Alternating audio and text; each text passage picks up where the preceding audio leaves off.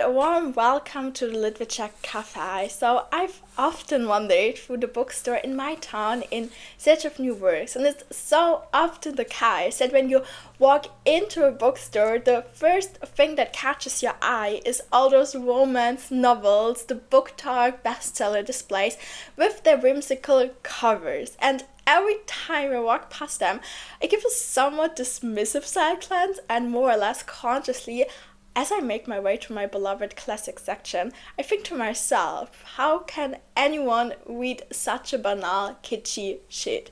And anyone who has learned to appreciate world literature will probably admit that perhaps unconsciously, they often think the same way, holding their complex, superior, yes, truly real literature, or what people like to call high literature, far above the so-called trivial literature for the masses. But the last time I caught myself doing that, I really spent some time pondering how I even arrived at such a conclusion in the first place. Like, are there really truly objective criteria by which we can distinguish good literature from bad literature? And who sets those criteria? Is it some kind of authority or sufficiently well-read literary critics who can decide that? Or does a large dose of subjectivity always come into play when we read? Since we might read all the same book, yet doesn't each of us see it through our own eyes? And that train of thought brought me to the fundamental question of what literature actually is, and above all prompted me to explore what really separates good literature from bad literature. And therefore in this video I can't and I also don't want to deliver any final verdict on these questions, but would rather invite you on a reflective stroll to share my perspectives and find some answers together. Trivial versus high literature. Especially in academic circles, people are quite fond of drawing a boundary between either entertainment literature and the higher quality, more refined, serious literature. And it's pretty elitist, right? I think any book without humor is already pretty much ruined for me. And then there's also this even meaner separation, and this is between a trivial literature and high literature. And these are all terms meant to draw a clear line between high and low literature. And there's definitely a bit of moralism in there as well, because after all, anyone who reads trivial literature should be truly shamed, right? That would be almost like publicly admitting to watching a porn. And of course, that's also a clear mechanism of distinction in which within one's hierarchical worldview, one differentiates between two groups. On the one hand, the genre that educated, higher or upper class takes seriously, and on the other, the genre people only read for entertainment, for killing time. So meaning the working class or the simpler bourgeoisie who apparently have no cultural capital. And I do look at this strict division into two categories, rather critically, but it definitely exists. Nobody can deny that. No one would seriously claim that a novel by Colin Hoover or anyone else could rival Thomas Mann Buddenbrooks. And at this point, for the sake of this video, I've actually read a couple of books by Colin Hoover and J.S. Wonder, and I have to say, sorry for the fans, but this recalls for some compensation for damages. Because for me, the crucial question isn't what actually trivial literature is or high literature, because we are really dealing with waters where deep and shallow realms mix, and there's no real separation, whether it's about a difference between good literature and bad literature. What is good literature? And what constitutes good literature could be determined by a whole range of criteria. For example, originality, complexity, a particularly high level of linguistic craftsmanship, also socially relevant themes that are addressed, or also universality. And when you look at these seemingly clear objective criteria, you realize that popular culture can display structures just as complex as as a work of high literature. A well-constructed crime novel can even say more about society than a celebrated avant-garde novel. A science fiction novel by Philip K. Dick or the narrative strategies of a Stephen King, they may be entertaining, but they are also well thought and challengingly constructed and can therefore be socially critical as well.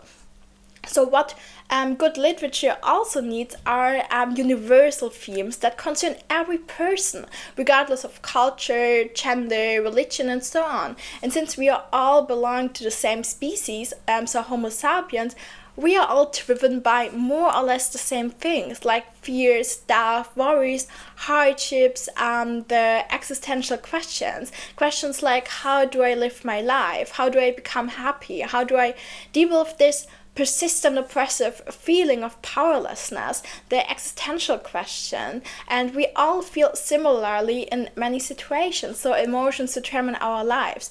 And for everyone, at some point, this great black hole opens up from which there seem to be no escape, and each individual yearns for the saving anchor that will pull them back out. And this is the core of every form of culture, to create an emotional connection between two individuals, and literature also lives off that. It lives by being experienced and felt. For example, a Kafka story is not a direct social criticism, yet through its absurd and oppressive atmosphere, it conveys the alienation and powerlessness of modern humanity.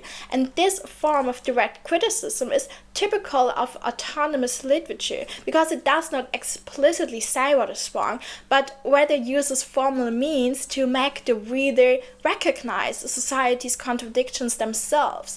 And moreover, it also thrives on structural complexity, meaning it possesses a certain narrative sophistication with an innovative power that does not simply rely on familiar formulas already proven to work, because poor literature is carried by pandering to its audience, and popular literature is therefore not necessarily bad literature, but does not mean everything is then equal value, because there is something else as well, and perhaps it is precisely this something that is decisive for our question: the role of the reader. And so if we want to distinguish good literature from bad literature, at some point we can no longer proceed with categories that judge the work solely by objective features of the text.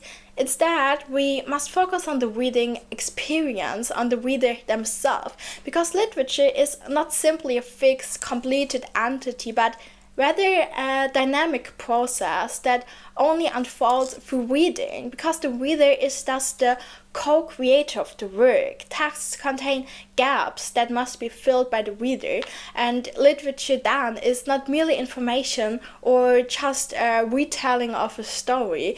It is an active invitation for the reader to engage with the text. A literary text therefore differs from a non-literary text, like an instruction manuals or news articles, because in that it is not only conveys information, but also has a structure that requires interpretation. And for this, I want to quote Schopenhauer, because he is certainly not unknown for his pessimism, and so he naturally had also to share his 2 cents on the topic of reading, when he wrote, "When we read, another person thinks for us. We merely repeat his mental process. It is the same as the pupil in learning to write, following with his pen the lines that have been penciled by the teacher. Accordingly, in reading, the work of thinking is, for the greater part, done for us. That is why we are consciously relieved when we turn to reading after being occupied with our own thoughts. And in my view, it is utterly foolish on social media when you read in the comments that if people are somewhat critical, the response is always do and let do, or if something or someone bothers you, you should just click away. And of course, there is a point to that, but criticism also holds the fundamental function that change starts there, and it makes one aware of what might be going wrong. And even if I do not completely agree with Schopenhauer, one can see here that things indeed go wrong in reading, namely when you read as if you were simply consuming, that you measure yourself by how much you've read, and the content actually read is never probably digested or more deeply understood. And he saw it as something comfortable that relieves you of having to think. And I think this criticism reveals something fundamentally important: just how decisive the individual element in reading is, the perspective and the attitude with which the reader approaches and interprets the text. Because I believe that one should completely separate a work from its author in order to achieve the reader's emancipation. The work no longer belongs to the author once they have published it. And the question of whether something lies within it or was read into it is therefore not helpful at all. The question of overinterpretation often follows, with people saying their author X or Y surely never thought of all that in this way. Books can thus always be seen anew, and for in that way the perspective changes. And only when a book allows for such a plurality of interpretation, it is truly a good book. And people also like to say, sometimes a table is just a table. But a table is never just a table. There's almost much more to it. How big is a table? How closely are people seated across from each other? Who can find a place at that table? When we begin to explore these meanings, we always emancipate ourselves as acting subjects. We construct the world together in this way. Objects are only relevant as objects in relation to our subjectivity, and that is also why and just an interpretation is something inherently human.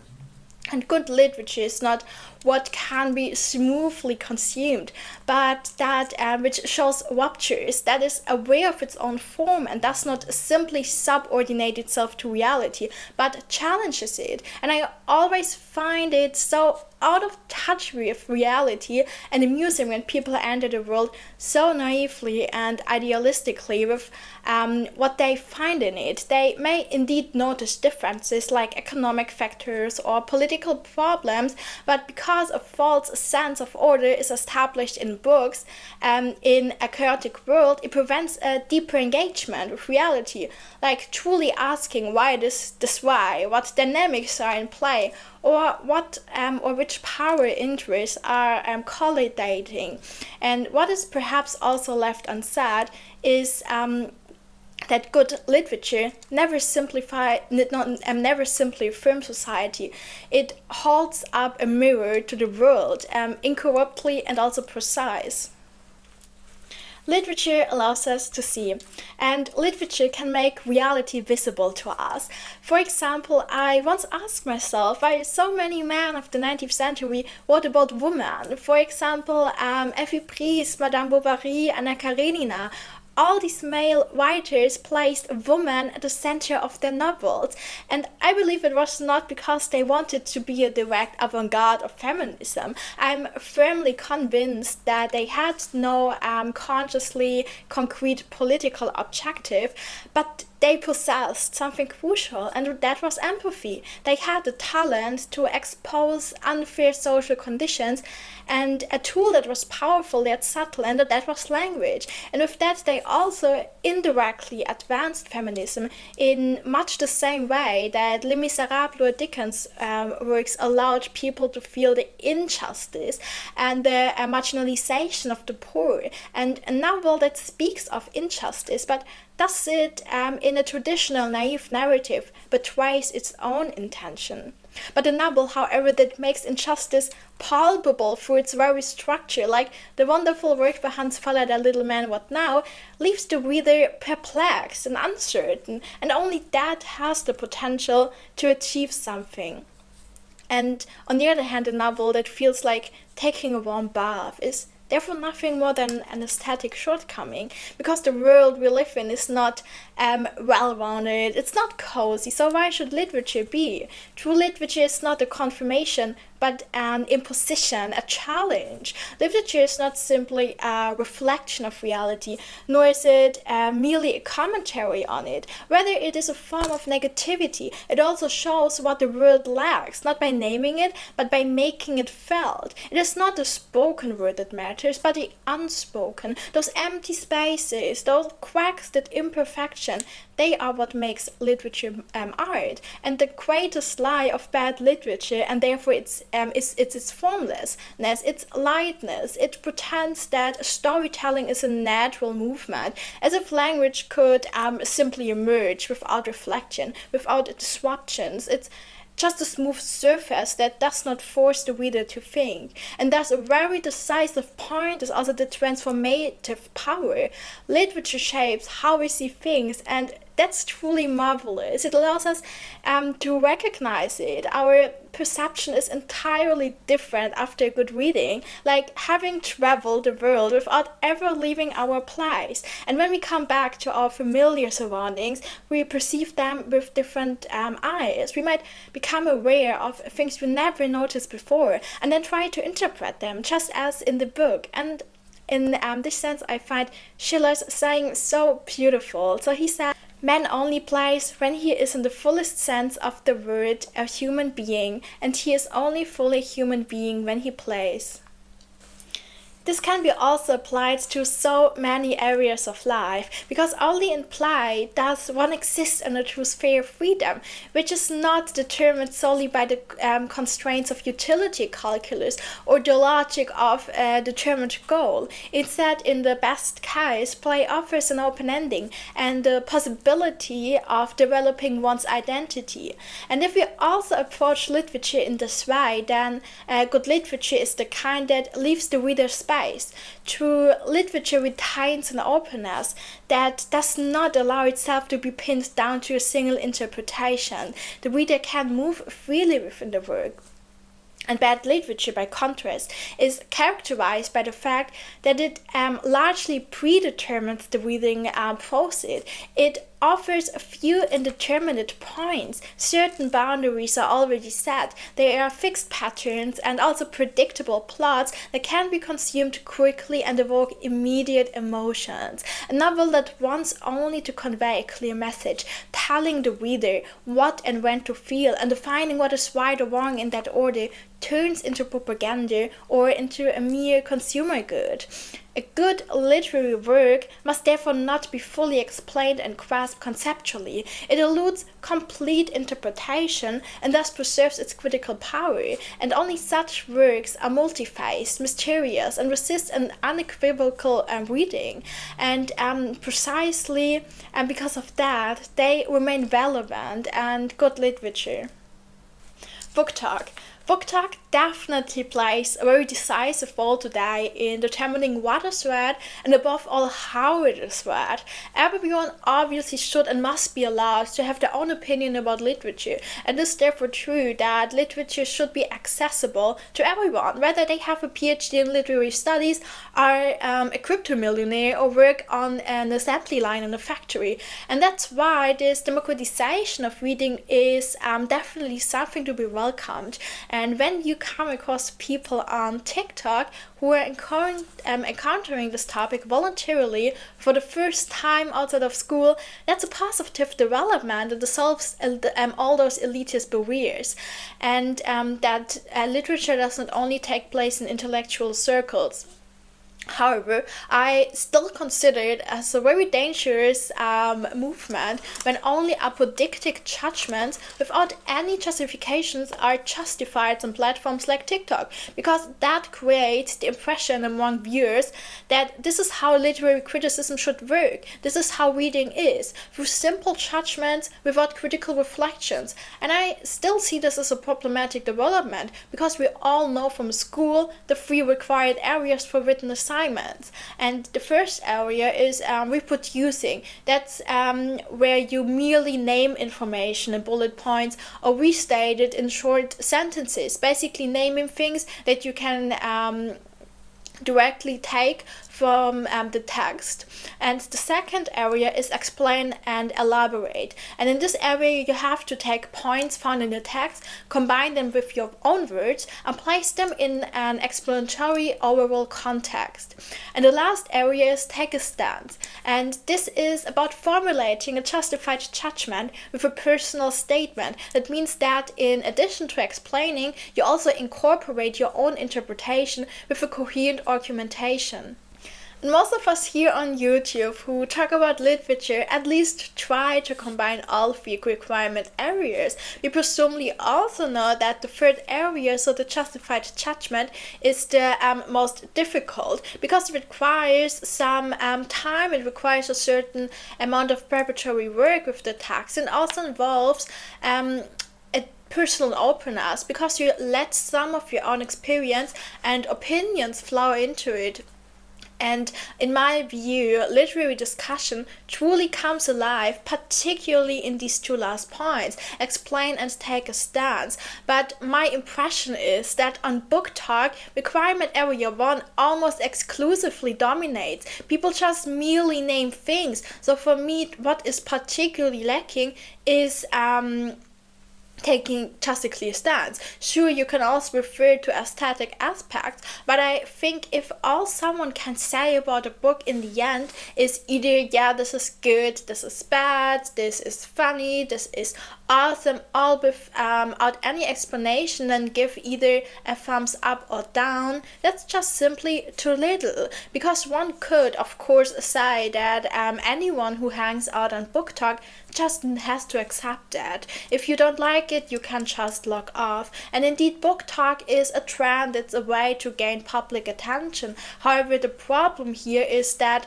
a lot of people speak into a microphone but actually have nothing to say. And when you read the comments, you often see a completely homogeneous mass that is being catered to with something or other, because the act of reading is already celebrated there. They often talk about the girl who reads as an aesthetic, or about appearing particularly educated or smart by reading. And as a reader, you really should ask yourself, like, why do I actually read? And the most important thing is to be inherently enthusiastic about the topic, to have fun with them, and to want to explain the world around yourself. But with BookTok, I get a completely different feeling. They specifically try not to talk about the content at all, but rather about how this activity makes me appear to others. And that in turn leads to marketing not just the book, but also yourself. You can see that in other areas too. Maybe this is fading now, but also in executive or managerial position and similar higher level business context, it's quite welcome if someone knows literature and goes to the theater and can say something about it. But that's the same as with BookTok. There's no real inner interest there. You just know certain things, so you can chime in and show a certain amount of cultural capital. And if you think about it, that naturally leads to the realization that, like every other field, literature is also embedded in social norms, market structures, and their logic. Even the best work cannot unfold its power if it has no readers, and yet literature must not subject itself to the logic of the market. Bestseller lists, there are also publisher constraints, marketing strategies. All this puts literature in a position where it must justify itself and where it must function. And that in turn determines what is read. And this often results in the loss of literature's critical power because it has to meet the readership's expectation in order to achieve commercial success. But good literature must resist being co-opted in this way and oppose the logic of exploitation by the market. And this doesn't mean the work can't find readers. It just must not aim to be merely consumable and pleasing, because true literature and true good literature refuses all that. It lives by being experienced. And those were my thoughts on what literature is to me and also what I consider good literature. I look forward to hearing your thoughts on the matter, and with that, many thanks for watching, and I'll see you next time.